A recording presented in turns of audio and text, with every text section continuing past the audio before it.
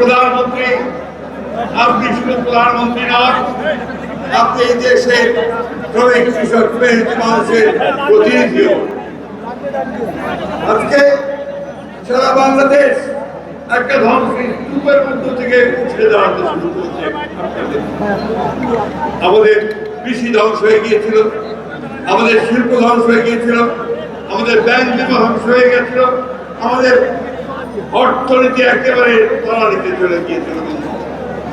প্রধানমন্ত্রী আজকে শ্রমিক শ্রেণী যারা সবচেয়ে বেশি অবৈধ বঞ্চিত এই সমাজে, তারা সবচেয়ে বেশি আঘাত অথচ এই শ্রমিকেরা সব সময় পরিবর্তনের জন্য তারা প্রাণ দিয়েছে এবং আজকে এই দিনটি হচ্ছে সেই রক্তের আলে ভেজা।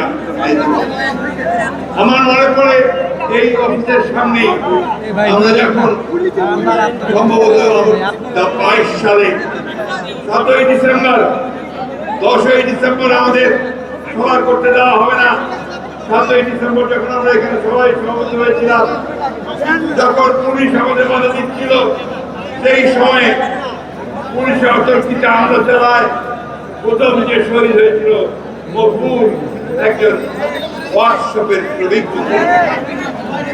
আমি এই জন্য কথা বললাম যে আমাদের এই ফ্যাসিস্ট বিরোধী আন্দোলনে অসংখ্য শ্রমিক প্রাণ দিয়েছে।